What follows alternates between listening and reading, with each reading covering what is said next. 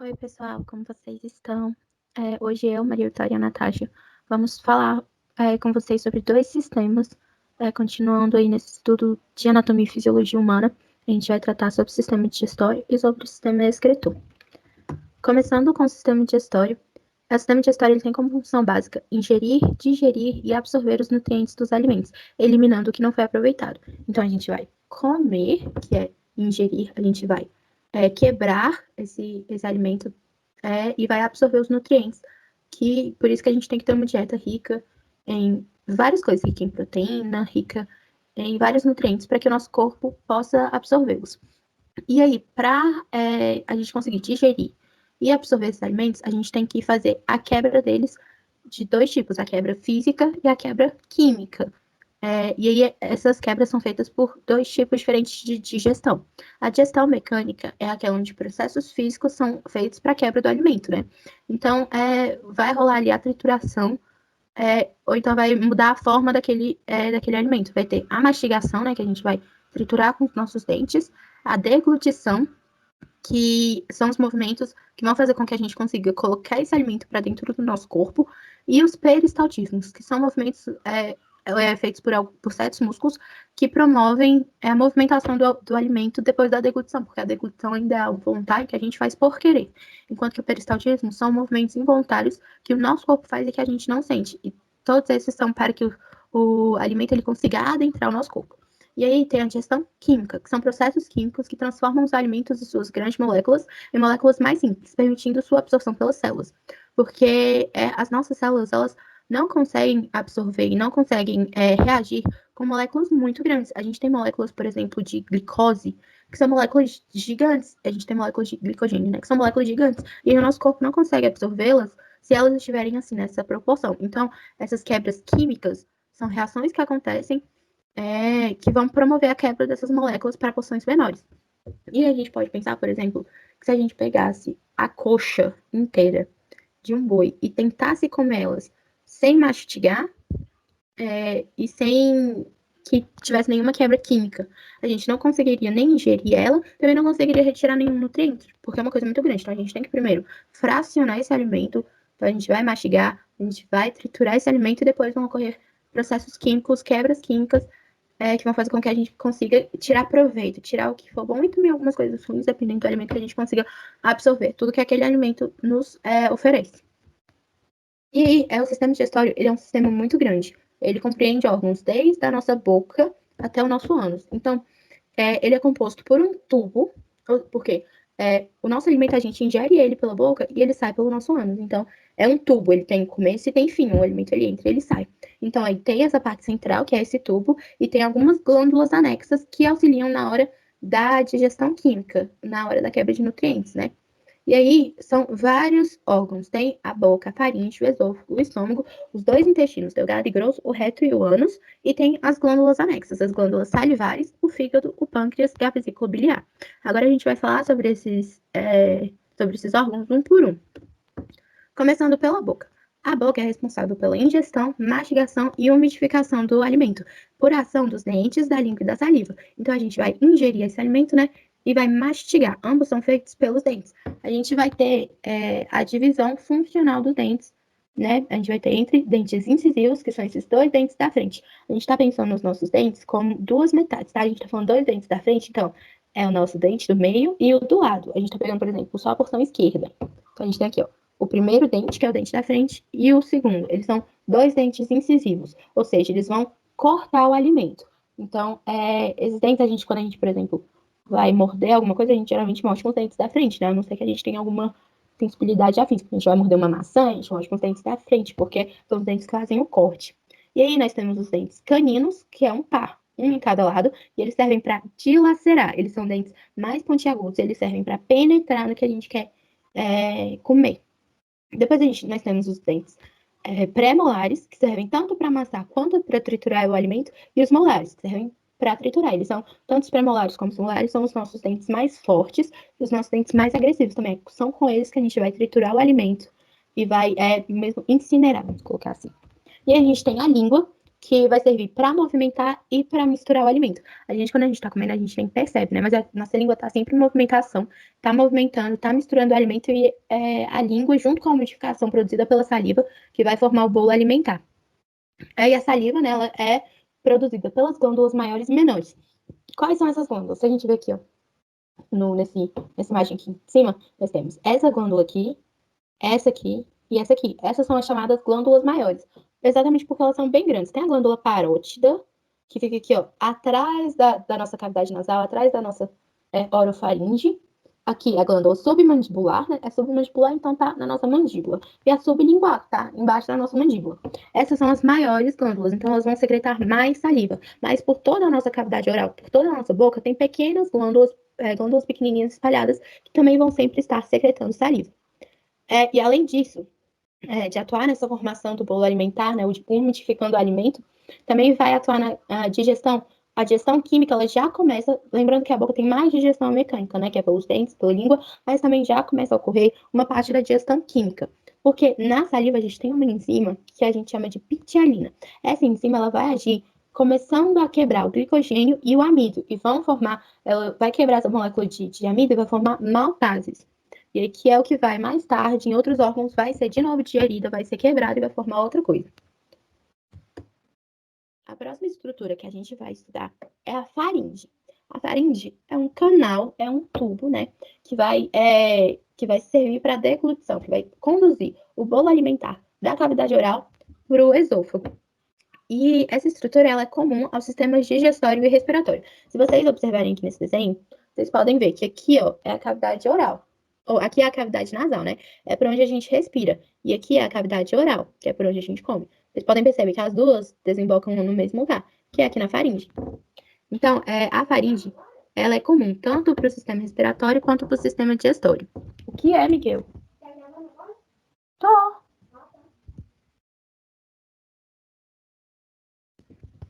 É por isso que a gente consegue, por exemplo, respirar pela boca, né? A gente consegue respirar. Se a gente tiver com o nariz entupido, a gente consegue facilmente respirar pela boca. Então a gente faz isso porque os dois canais eles estão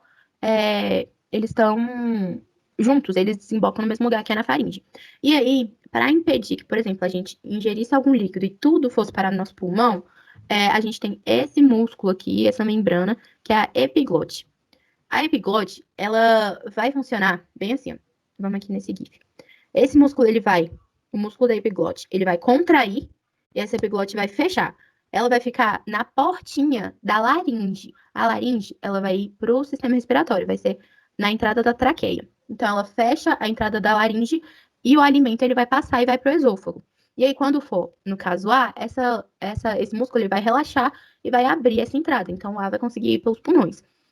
E, às vezes, quando a gente, por exemplo, tá bebendo alguma coisa e toma um susto, que quando a gente toma um susto, a gente engole ar também, a gente respira, tipo, entende? Então, por isso que a gente tosse, a gente engasga, porque um pouquinho desse líquido, ele dá uma travadinha ali e passa um pouquinho para nossa laringe. Aí a gente tosse é um mecanismo de defesa, fazendo com que esse líquido, por exemplo, se for um líquido, ele volte, né? Então, o músculo, ele vai contrair, vai contraindo até que esse líquido volte, ele consiga ir pelo esôfago, que a gente não tenha líquido nos nossos pulmões. Agora falando do esôfago. O esôfago ele é um tubo alongado com cerca de 25 centímetros de comprimento. Ele vai conduzir o alimento para o estômago. Então ele vem desde aqui na nossa garganta até um pouco abaixo do nosso peito. Ele vai atravessar o diafragma, que é esse músculo aqui. O diafragma, como vocês viram, não sei se vocês já viram ou se vocês ainda vão ver, mas o diafragma é um músculo que ele vai separar a cavidade torácica da cavidade abdominal. Então, aqui para cima a gente vai ter os pulmões, aqui para cima vai ter os pulmões e o coração, e aqui para baixo a gente vai ter os outros órgãos, estômago, fígado, intestinos, e aí o esôfago ele vem desde a garganta até aqui, ó, na nossa parte abdominal. E aí ele vai servir para a condução do alimento para o estômago. Mas diferente da língua, por exemplo, que a língua também serve para conduzir o alimento, mas a gente consegue movimentar, a gente tem controle sobre a nossa língua para que a gente conduza esse alimento para dentro. Mas no esôfago a gente não tem controle, a gente não sente, a gente não tá ali concentrado e pensando que a gente está engolindo o alimento. Então, para que esse alimento ele seja conduzido até o estômago, a musculatura que reveste as paredes do esôfago, que é uma musculatura lisa, ela vai ter movimentos involuntários. Esses movimentos são chamados de peristálticos. Então, como é que acontece esse movimento? Vocês estão vendo aqui, ó, nessa parte aqui 3. Aqui, ele tá... o músculo, ele tá contraído, enquanto que aqui tá relaxado. Então, é assim que acontece. É como se quando a gente tá com pouca pasta de dente, creme dental, e a gente empurra pra sair, é a mesma coisa que acontece no esôfago. Ele vai empurrando, empurrando, empurrando, até que o alimento chega no estômago. E aí, no estômago, que é um órgão, ele tem um formato de uma bolsa e ele está localizado no lado esquerdo superior do abdômen. Então, ele está aqui, ó, um pouco abaixo do nosso peito esquerdo, um pouco abaixo do nosso coração. O estômago, ele possui algumas glândulas na sua parede que vão secretar ácido clorídrico, algumas enzimas, dentre elas a pepsina e muco. Para que ele secreta essas coisas?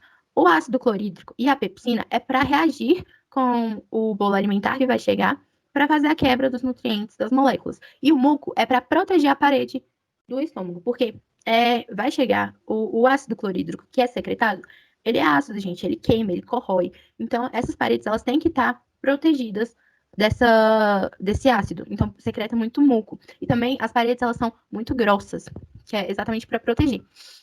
E aí, nas entradas, tanto na entrada que vem do esôfago, quanto para a entrada que vai para o intestino, tem esfíncteres. O que são esfíncteres? São como se fossem tampas. É como se fosse a glote, epiglote, lá na faringe. Então, também são esses esfíncteres. Eles agem para impedir que o líquido que está ali, o líquido do estômago, ele passe tanto para o esôfago quanto para o intestino, porque as paredes desses órgãos não são protegidas, não são revestidas para aguentar essa acidez. Por isso que quando a gente tem refluxo, eu não sei se vocês têm, eu tenho bastante. A gente que tem refluxo, quando acontece, fica tudo queimando, gente. Quando chega na minha garganta, eu fico sofrendo, porque é um líquido muito ácido. Então, pessoas que têm refluxos constantes, que acontece assim sempre, pode ocorrer de ter uma acidificação, de ter corrosão da parede do esôfago. Então, é muito importante que esses esfíncteres funcionem de forma correta, né? E aí, no estômago ocorre um processo chamado de quimificação, que esse bolo alimentar, ele vai sofrer vários processos químicos e ele vai parar de ser aquela massa que a gente engole, ele vai ter um aspecto mais líquido. E aí, quando ele passa por esses processos e se torna mais líquido, ele vai ser chamado de quimo. Ele parou de ser bolo alimentar e vai ser chamado de quimo alimentar. O próximo órgão que a gente vai estudar é o intestino delgado. O intestino delgado, ele é o órgão o maior órgão do sistema digestório. Ele tem cerca de 6 metros de comprimento. Só que aí, a gente pensa assim, meu Deus, como que uma coisa de 6 metros de comprimento cabe dentro do meu corpo, sendo que eu tenho 1,5 m? Mas aí, ele tem várias dobras, ele é todo dobrado, que nem o nosso cérebro. Ele tem várias dobras que diminui a relação de volume com o ambiente, né? Então, é como se fosse uma bolinha de lã, né? São várias dobrinhas ali, e aí ele é colocado aqui na nossa cavidade torácica. Mas aí, se a gente tirasse ele da nossa cavidade e desenrolasse, ele daria cerca de 6 metros de comprimento. Tem algumas literaturas que trazem o intestino delgado com, assim, 4 metros, tem outras que trazem como 9 metros, então isso varia, mas a média é de 6 metros de comprimento. E é no intestino delgado que ocorre a maior parte da digestão e da absorção de nutrientes. Ele é dividido em 3 partes, o duodeno, o jejunum e o íleo. E aí, no duodeno, que é a primeira porção, é a porção que está saindo do estômago, é onde ocorre a maior parte da digestão, que é porque a digestão ela começa já na boca, mas aí tem um pouquinho de digestão na boca, tem mais um pouquinho de digestão no estômago, e aí ela é concluída no duodeno, do intestino delgado. E o jejum e o ilho são mais especializados em absorção de nutrientes, e essa absorção vai continuar no intestino grosso. Então, a gente pode pensar assim, a digestão, ela começa na boca e termina no duodeno, enquanto que a absorção começa no jejum e no ilho e termina no intestino grosso. E aí, no intestino delgado, vai ter a produção do suco entérico, que é o suco do intestino delgado. Vão ter glândulas na parede que vão secretar esse suco, que serve para digerir, para quebrar moléculas. E aí, depois que sofre, a gente vai ver a ação ainda dos órgãos anexos do fígado e do pâncreas na digestão desses alimentos, mas aí, só para deixar claro, depois que ocorrem todos os processos e que esses nutrientes eles são quebrados, o que a gente chamava de quimo alimentar, que é o que veio do estômago, ele sofre de novo transformações e agora a gente chama de quilo alimentar. E a gente vai falar dos órgãos anexos, das glândulas anexas, que vão agir, que vão ajudar aí nessa quebra, nessa digestão dos nutrientes. tanto o fígado quanto o pâncreas, eles vão secretar, eles vão produzir e secretar sucos que vão ser desembocados no duodeno. São desembocados por dutos, né? Então, vai ter um duto que vai sair do pâncreas e vai ter um duto que vai sair do fígado. Esses dutos se encontram e os dois sucos vão desembocar no duodeno. E aí, o fígado, ele vai produzir, vai secretar bile. E essa bile vai ser armazenada na vesícula biliar. Esse órgão aqui é o fígado. Ele é o maior órgão do corpo humano. Assim, é o maior e mais pesado. E isso daqui, ó, essa partezinha verde aqui é a vesícula biliar. Então, a bile, ela vai ser produzida e secretada no fígado e vai passar para a vesícula biliar, onde vai ser armazenada. E aí, essa bile, esse suco, né, biliático, essa bile, ela vai servir para emulsificar gorduras. O que é emulsificar? É quebrar gorduras.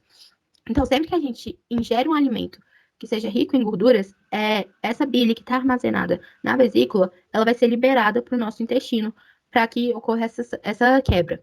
E aí, a gente fala de emulsificação. Emulsificação é pegar essa molécula e dividir em partes pequenas. A gente fala que a bile, ela é um detergente. Porque quando a gente está lavando louça, por exemplo, a gente coloca detergente, se for uma grande mancha assim, de gordura, essa mancha vai ficar fracionada, vão virar gotículas pequenas de gordura. E a mesma coisa que acontece com as moléculas.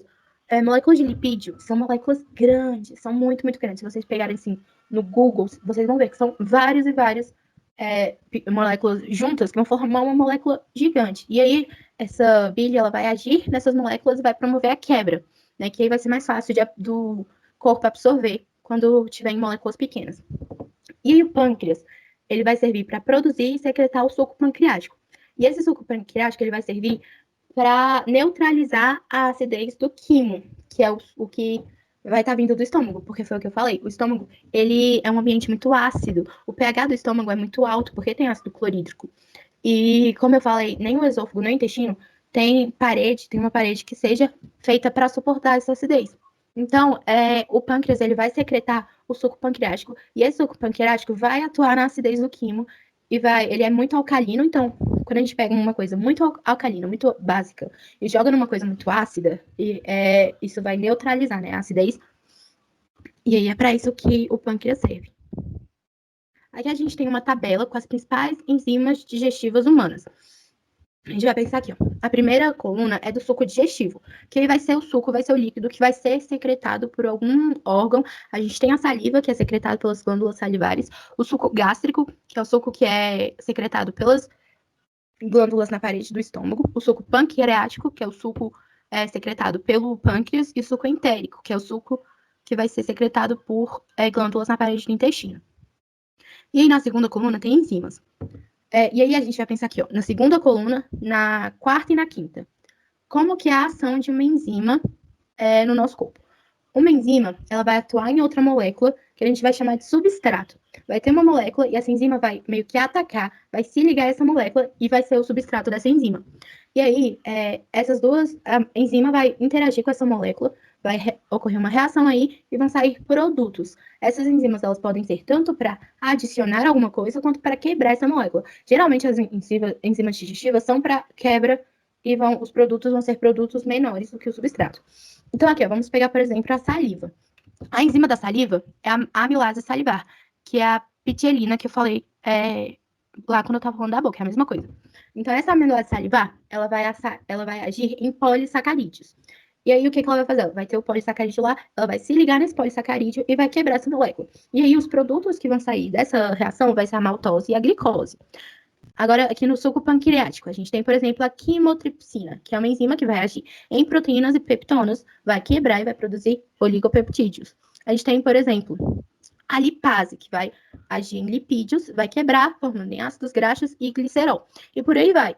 E aí, o que a gente vai absorver no nosso corpo? Não vai ser o substrato, a gente vai absorver os produtos. Então, a gente não absorve, por exemplo, oligopeptídeos. A gente absorve aminoácidos. Então, agora vocês entenderam qual que é a ação de uma enzima no nosso corpo. E aí, o que é essa terceira coluna? Esse pH ótimo. pH ótimo quer dizer que aquela enzima ela só vai agir em uma certa faixa de pH. Vocês já devem ter estudado na química que o pH ele vai do 0 ao 14. E aí é uma faixa. do 0 ao 6, mais ou menos, na verdade, a faixa alcalina. E aí, o 7 ali, desde o 6 até o 8 ali, mais ou menos, vai ser a faixa neutra. E aí, do 8 até o 14, é a faixa ácida. Então, essas enzimas, elas só vão agir em pHs específicos.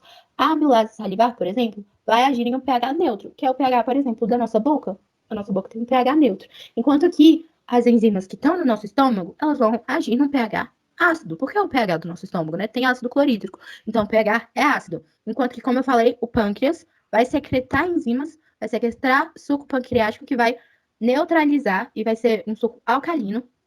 Então, o ambiente do nosso duodeno, ele vai ser alcalino. Então, todas as enzimas que atuam no nosso intestino vão atuar só no pH alcalino. E aí vocês não precisam necessariamente decorar toda essa tabela, decorar qual que é a enzima, aonde que ela atua, qual que é o substrato, qual que é o produto, ok? Mas aí vocês precisam entender qual que é o suco, onde que o suco age, saber pelo menos assim, umas 3, por exemplo, enzimas que agem, quais, e também é muito importante saber como que é a ação de uma enzima. Agora falando do intestino grosso. O intestino grosso, ele é a porção final do sistema digestório, e ele serve para fazer a absorção de água e sais minerais e formação de fezes. Porque quando o quilo, que é o que sai do intestino delgado, ele vem para o intestino grosso, ele ainda é um líquido mesmo. Então, esse quilo, ele passa muito tempo, ele passa cerca de 4 dias no nosso intestino grosso. E aí ele vai estar ali, tanto a parede do intestino vai estar tanto absorvendo sais minerais, quanto fazendo a absorção de água. E aí, quando absorve bastante água, que é a formação de fezes. E aí, o intestino delgado, o intestino grosso, ele é dividido em seco, em cólon ascendente, cólon transverso, e cólon descendente e cólon segmático. Vamos ver aqui, ó. Isso daqui é bem aqui que vai desembocar o intestino delgado, vocês estão vendo? Vai vir aqui, ó, ligar aqui. Aí vem aqui, ó, o seco, tem o apêndice, o seco, que é essa primeira porção, o cólon ascendente, porque ele tá subindo, certo? Então ele vai ascender, o cólon transverso, porque ele vai atravessar o cólon transverso, o cólon descendente, porque ele vai descer, o cólon sigmoide, que é esse daqui, que tem o formato de S, sigmoide, o reto, e aqui no final é o ânus. Vou falar de algumas doenças digestivas que acometem esse sistema, desde a boca até, por exemplo, diarreia.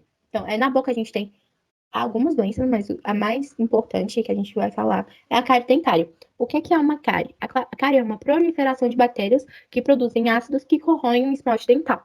Então, quando a gente come algum alimento que a gente não escova os dentes, não passa fio dental, as bactérias, elas vão se alimentar desses restos de alimentos. Então, se tem muita comida ali para elas, elas vão se proliferar, vão se multiplicar. E aí que vai ser formada a chamada placa bacteriana. E aí, essas bactérias, quando estão em colônias muito grandes, elas produzem ácidos. E esses ácidos vão correndo em esmalte dental, vão correndo, até que elas conseguem adentrar e aí tem aquele aspecto escuro, né? Porque o esmalte dental já está corroído. A segunda, e aí ela é tratada com, assim, para prevenir tem que ser com higiene bucal, né? Tem que ser escovando o dente, passando fio dental, passando enxaguante bucal. E o tratamento pós-cárie é no dentista, né? Fazendo obturações, restaurações e afins. Nós temos também infecções intestinais que ocorrem pela ingestão de alimentos contaminados com vírus, bactérias ou protozoários patogênicos. Isso ocorre geralmente quando a gente ingere alimentos que estejam crus ou mal cozidos, né? Então é importante sempre preparar seus alimentos muito bem, lavá-los muito bem, cozinhá-los muito bem, para impedir essas infecções. Também nós temos vômito, diarreia e prisão de ventre. Vômito e diarreia são mecanismos de defesa do corpo. Quando a gente come, por exemplo, algo que está estragado ou que está cru, enfim, que a gente tem, o nosso corpo ele quer colocar isso para fora. Então ele pode acontecer tanto pelo vômito, que aí como é que ocorre o vômito? Os nossos músculos do nosso esôfago, eles começam a contrair, relaxar naquele peristaltismo, até que esse alimento volte. Do mesmo jeito que tem peristaltismo para fazer com que a gente consiga ingerir esse alimento, na hora do vômito, esses movimentos, eles são feitos para a defesa do corpo e aí vem trazendo esse alimento aqui até que para cima, até que a gente consiga vomitá-lo. E a diarreia ocorre para que tenha uma eliminação rápida do nosso organismo. Quando a gente já ingeriu, já começou a digerir o alimento e não tem como mais expelir ele para fora através do vômito, o corpo faz mecanismos que eliminem ele mais rápido pelas fezes. Então, a nossa digestão ela fica muito mais rápida. Algo que duraria dias ocorre em muito menos tempo. Por isso que, quando a gente está com diarreia, as nossas fezes ficam com aspecto líquido. Porque lembram que eu falei que a absorção de água ela só ocorre no intestino grosso?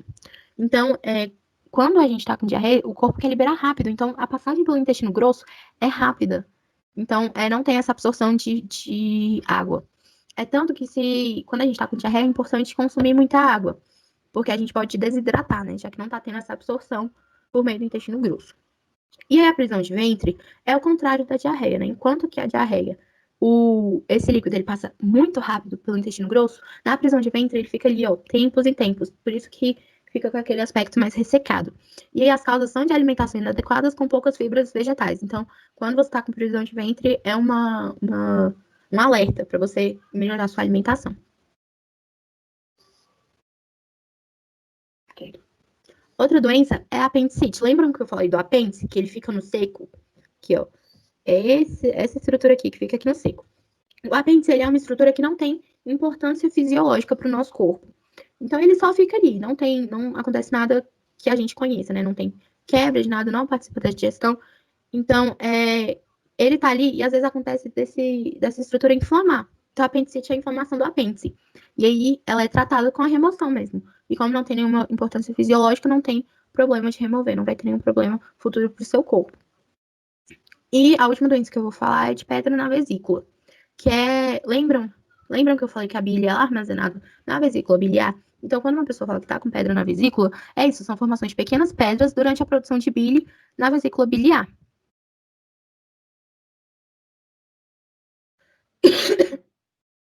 E aí, isso é tratado cirurgicamente, né? Tem que fazer uma cirurgia para retirar essas pequenas pedras. Também são chamadas de cálculos, né?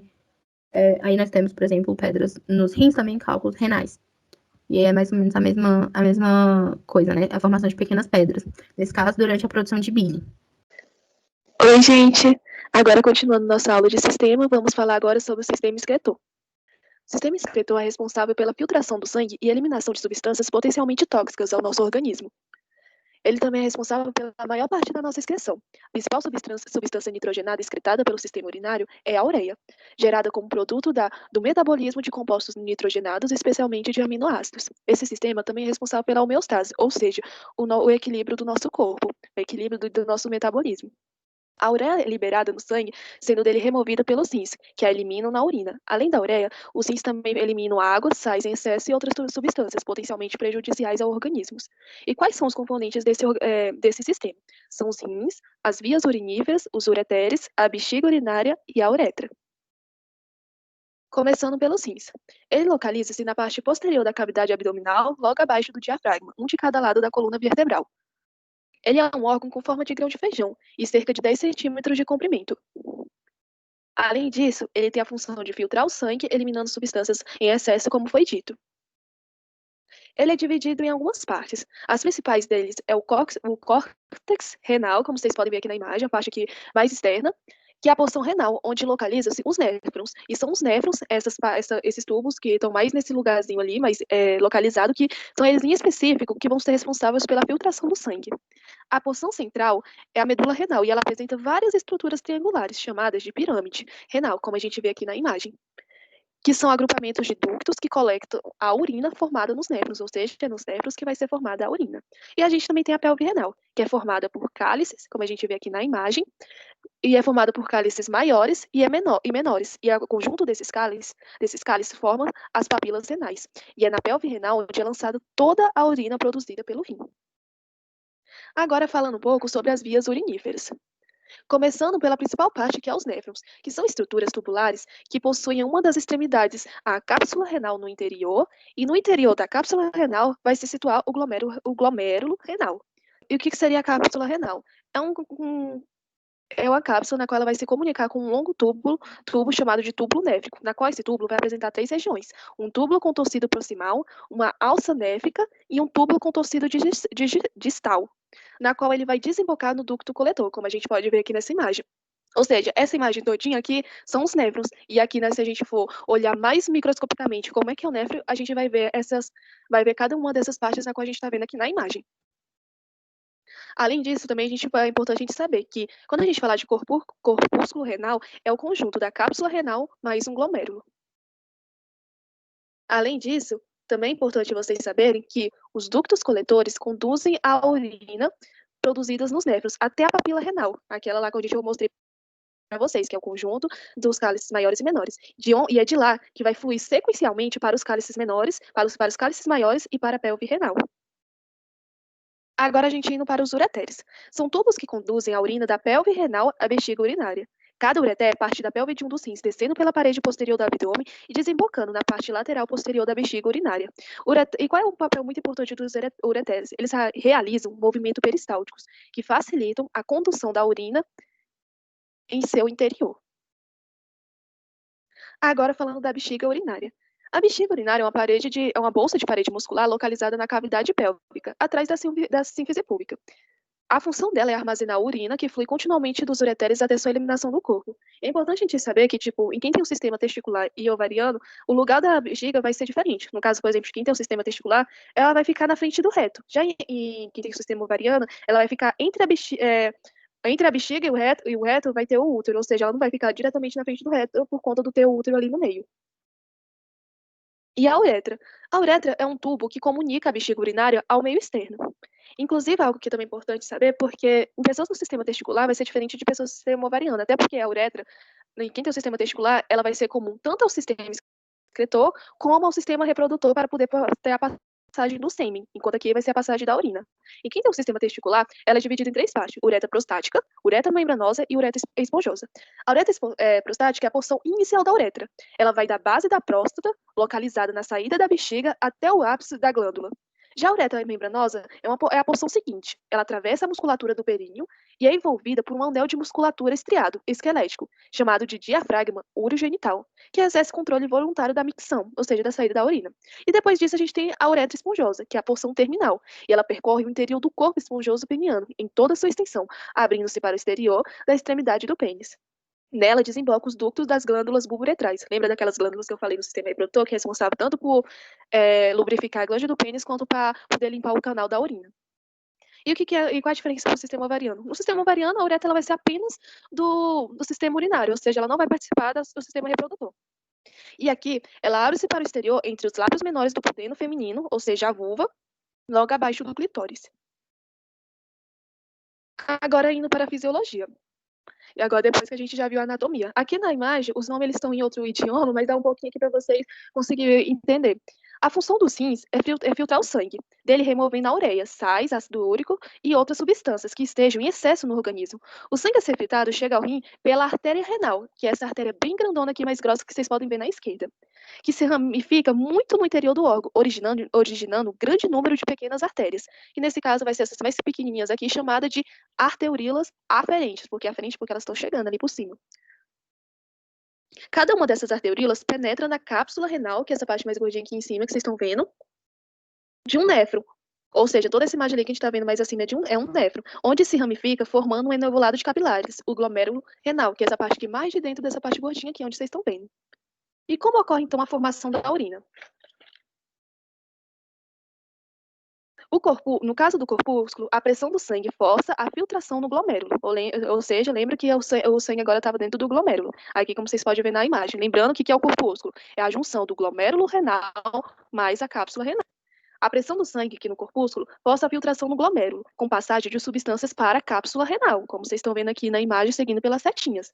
E quais são as substâncias que vão estar nesse meio? Vai ser água, glicose, aminoácidos, sais, ureia e ácido úrico. Agora, indo para o túbulo contorcido proximal, vai ocorrer a difusão e transporte ativo executado pelas células dos tubos, devolvendo substâncias do filtrado, ou seja, onde teve a filtração, para os capilares sanguíneos, como vocês podem ver aqui na imagem, que é uma parte da filtração glomerular. E quais são os componentes que vai ter nessa parte? Vai ser água, glicose, aminoácidos e sais. Depois, eles vão partir para a alça néfrica, que é essa parte da cordinha que está bem aqui embaixo, onde vai ter reabsorção de substâncias úteis. Ou seja, na alça néfrica vai ocorrer a osmose e reabsorção de água do filtrado para os capilares sanguíneos. Nesse caso, as principais substâncias vai ser água e sais. Indo agora para esse tubo aqui de cima, túbulo de contorcido distal. Vai ocorrer o transporte ativo executado pelas células dos tubos, removendo excreta dos capilares sanguíneos, lançando-os na urina. Ou seja, nesse caso vai ser substâncias como ácido úrico, amônia e os hidrogênios, que nesse caso não são importantes para a gente, pode ser tóxico e a gente precisa eliminar. Então, vocês podem observar que na formação da urina são 3 etapas importantes, as principais: filtração, reabsorção e eliminação. Primeiro vai ter essa filtração do sangue, depois a reabsorção de substâncias úteis e aquelas que forem tóxicas para o nosso organismo serão eliminadas nas excretas. Agora indo para a eliminação da urina. Ela é dividida em duas fases. Na primeira, a urina trazida pelos ureteres acumula-se na bexiga, até enchê-la. Depois ocorre o segundo processo, na qual ocorre a micção, ou seja, o esvaziamento completo da bexiga com a eliminação da urina pela uretra. Agora falando um pouquinho para vocês sobre o controle hormonal. A gente tem dois hormônios muito importantes quando a gente fala sobre a reabsorção de água e sais no nosso organismo. No caso, vai ser o ADH, que é também chamado de hormônio antidiurético, e a aldosterona, também chamada de. Tá, começando de novo. É algo também muito importante a gente falar quando a gente está falando sobre o sistema excretor, é sobre o controle hormonal, que no caso são dois hormônios muito importantes, o ADH chamado de hormônio antidiurético e o hormônio aldosterona. O ADH é um hormônio produzido pelo hipotálamo e ele tem a função de a reabsorção de água nos rins. Ou seja, ele faz o controle de água no nosso rim para que a gente sempre tenha água suficiente. O exemplo é quando a gente bebe pouca água. Quando a gente bebe pouca água, acaba que esse hormônio ele entra em ação, fazendo que na urina a gente também elimine menos águas, para que dessa forma a gente não fique desidratado. E os principais lugares na qual ele vai atuar é no caso do ducto coletor e no tubo distal. Algo também que é engraçado de se perceber é, por exemplo, porque quando a gente está muito alcoolizado, quando a gente ingere muita cafeína, a gente acaba eliminando muita urina, porque acaba inibindo esse hormônio. De forma que se o ADH está inibido, logo ele não consegue controlar a quantidade de água no nosso organismo. Dessa forma, a gente acaba eliminando muita água, e é por isso que a gente acaba ficando, no caso de coreal, com ressaca no outro dia, muita dor de cabeça. Por quê? Porque nosso corpo ficou muito desidratado. Não teve esse controle de água no nosso organismo, ficamos muito desidratados e por isso tem mais a ressaca e a dor de cabeça. Agora, no caso, por exemplo, do hormônio aldosterona.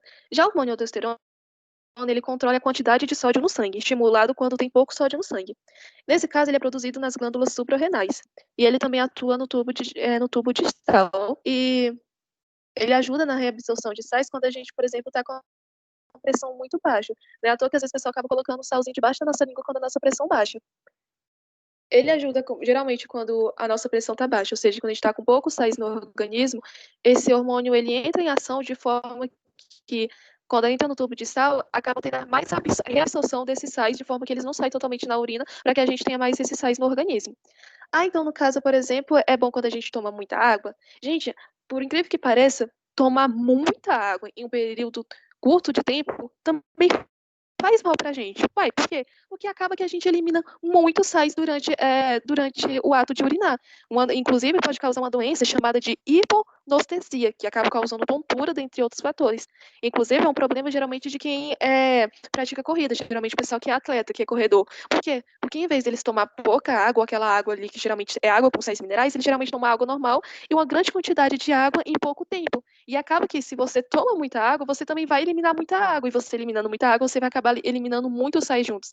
Então também, gente, tomar muita água não é bom. O certo é você tomar uma quantidade adequada, em equilíbrio. Nada que seja muito grande ou muito pouco faz bem pra gente. Então tudo tem que ter um equilíbrio. E falando agora de doença do sistema excretor, eu vou falar de uma que eu achei mais interessante para vocês, que eu não sei se vocês já ouviram falar, mas é uma doença chamada de glomerulonefrite. Glomerulonefrite. Doença do sistema autoimune. Como assim? Quer dizer que o nosso sistema imune acaba atacando o nosso próprio organismo. Nesse caso, o que acontece? Há lesões dos glômerulos renais com grave prejuízo da função dos rins, já que os glômerulos estão por ali.